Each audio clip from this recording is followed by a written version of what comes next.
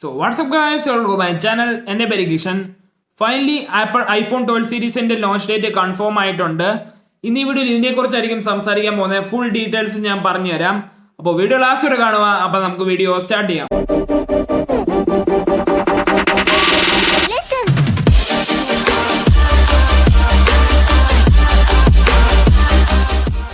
So guys, apple ലവേഴ്സിന് അത് good news ആയിരിക്കും. ഇത് ആപ്പിൾ ഐഫോൺ 12 സീരീസ് ലോഞ്ച് ആവുന്നുണ്ട് October 13. ആപ്പിളിന്റെ ഒഫീഷ്യൽ വെബ്സൈറ്റിനകത്ത് തന്നെയുണ്ട് October 13 ആയിരിക്കും ഐഫോൺ 12 സീരീസ് ലോഞ്ച് ആവുന്നത്.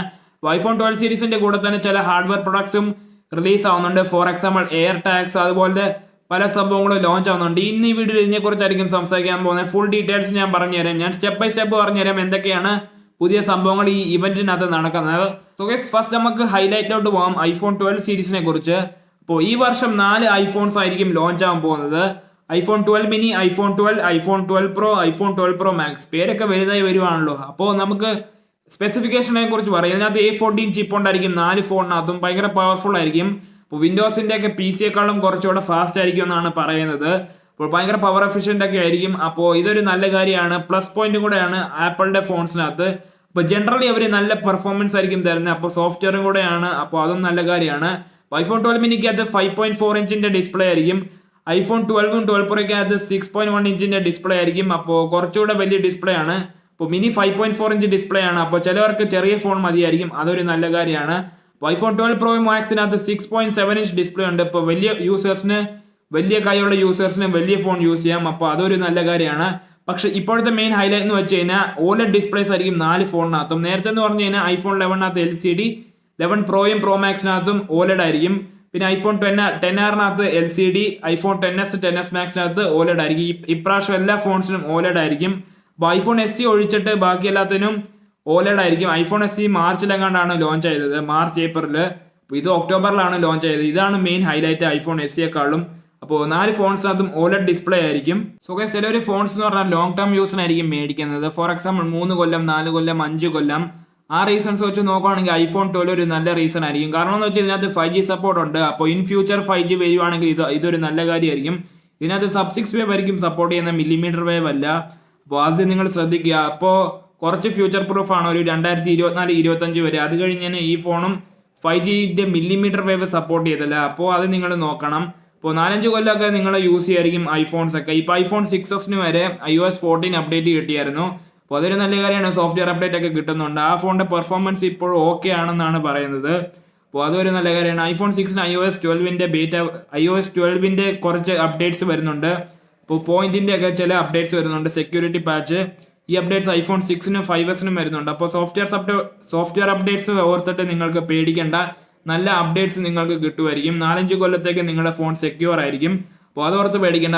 സോ ഗൈസ്, നെക്സ്റ്റ് നമുക്ക് സ്റ്റോറേജ് ആൻഡ് റാമിലോട്ട് പോകാം. അപ്പോൾ സ്റ്റോറേജ് എന്ന് പറഞ്ഞു കഴിഞ്ഞാൽ ഐഫോൺ 12 മിനിയുടെ ബേസ് വേരിയന്റ് 64GB ആയിരിക്കും. ഐഫോൺ 12ന്റെയും 64GB ആയിരിക്കും. 12 പ്രോയും 12 പ്രോ മാക്സിന്റെ ബേസ് വേരിയന്റ് 128GB ആയിരിക്കും. അതൊരു നല്ല കാര്യമാണ്. പക്ഷേ ബേസ് വേരിയന്റ് 64GB എന്ന് പറഞ്ഞാൽ പോരായിരിക്കും 2020ലും 2021ലും ഇനി വരുന്ന കാലത്തിലും. അപ്പോൾ ഇന്നൊരു ഐഫോൺ ഇറങ്ങുവാണെങ്കിൽ 3 കൊല്ലം കഴിഞ്ഞിട്ടും ആൾക്കാർ മേടിക്കുന്നുണ്ട്. അപ്പോൾ 64GB പോരായിരിക്കും. അപ്പോൾ ഇപ്പോഴും ഐഫോൺ 7ന്റെ 32GB ആൾക്കാർ മേടിക്കുന്നുണ്ട്. പക്ഷേ അത് പോരാ. എൻ്റെ അറിവിൽ ഒരു 128GB എങ്കിലും വേണമായിരിക്കും ഒരു മിനിമം സ്റ്റോറേജിന്. അപ്പോൾ നിങ്ങളിപ്പോൾ മാക്സിമം എൻ്റെ ഊഹത്തിൽ മിക്ക ആൾക്കാരും 80GB 70GB ഒക്കെ യൂസ് ചെയ്യാറുണ്ട്. അപ്പോൾ 64 തികയത്തില്ലായിരിക്കും. അപ്പോൾ നിങ്ങൾ 128GB മേടിക്കുക, അതായിരിക്കും നല്ലത്. റാം ആണെങ്കിൽ 4GBയും 6GB ആണെന്നാണ് പറയുന്നത്. ഐഫോൺസിന് റാമിൻ്റെ ഒന്നും വലിയ ആവശ്യമൊന്നുമില്ല. അവരുടെ സോഫ്റ്റ്വെയർ വലിയ ഒപ്റ്റിമൈസ്ഡ് ആണ്. അപ്പോൾ നല്ല പെർഫോമൻസും കിട്ടും. പ്ലസ് A14 ചിപ്പ് ഇനി വരാനുള്ള കാലത്തിൽ നിങ്ങൾക്ക് ഒരു പ്രശ്നവും വരത്തില്ല. IPhone 6s 2GB RAM, iPhone 8 2GB RAM, iPhone SEക്കകത്ത് ഒരു 3GB റാം, പക്ഷെ നല്ല പെർഫോമൻസ് തരുന്നുണ്ട്. അതുപോലെ നിങ്ങൾക്ക് പേടിക്കേണ്ട ആവശ്യമില്ല. സോ ഗൈസ്, നെക്സ്റ്റ് നമുക്ക് ക്യാമറാസിലോട്ട് പോകാം. അപ്പോൾ ഐഫോൺ 12ഉം 12 മിനിക്കകത്ത് 2 ക്യാമറാസ് ഉണ്ട്. ഒരെണ്ണം മെയിൻ ക്യാമറ, ഒരെണ്ണം അൾട്രാ വൈഡ് ക്യാമറയും. ഐഫോൺ 12 പ്രോയും പ്രോ മാക്സിനകത്തും telephoto ultra wide main camera ഉണ്ട്. സെയിം ഐഫോൺ 11 പ്രോ സീരീസിനകത്ത് പോലെ തന്നെ. അപ്പോൾ ക്യാമറാസിന്റെ നല്ല ക്വാളിറ്റി ആയിരിക്കും. പിക്ചർ ക്വാളിറ്റി ഒക്കെ നല്ലതായിരിക്കും. അപ്പോൾ നല്ല വീഡിയോ ക്ലാരിറ്റിയും കിട്ടും. ഐഫോണിന്റെ വീഡിയോ ക്ലാരിറ്റി എന്ന് പറഞ്ഞാൽ ബെസ്റ്റ് ആണ് ആൻഡ്രോയിഡ് വെച്ച് നോക്കുവാണെങ്കിൽ. അപ്പോൾ അതൊരു നല്ല കാര്യമാണ്. നല്ല വീഡിയോ ക്ലാരിറ്റി ഉണ്ട്. A14 ചിപ്പിന്റെ പ്രോസസ്സിങ്ങും നല്ലതാണ്. അത് പറഞ്ഞാൽ നല്ല ഫോട്ടോസും കിട്ടും. നിങ്ങളൊന്നും ഓർത്ത് പേടിക്കേണ്ട ആവശ്യമൊന്നുമില്ല. നല്ല പെർഫോമൻസും ക്യാമറ എല്ലാം ആയിരിക്കും നിങ്ങൾ ഈ പ്രൈസിങ് പേ ചെയ്യുവാണെങ്കിൽ. അപ്പോൾ ഈ 5G support, OLED display, camera, performance ഇതെല്ലാം കാരണം പ്രൈസിങ്ങും കൂടുതലായിരിക്കും. ഐഫോൺ 12 മിനിയുടെ ബേസ് വേരിയന്റ് $700 ആണെന്നാണ് പറയുന്നത് 64 GB. ഒന്ന് പ്രഡിക്ഷൻ ഉണ്ട്, ആൾക്കാരുടെ റൂമേഴ്സ് ഒക്കെ പറയുന്നുണ്ട് $700 ആയിരിക്കും. അപ്പോൾ 70,000 65,000 ഒക്കെ ആയിരിക്കും.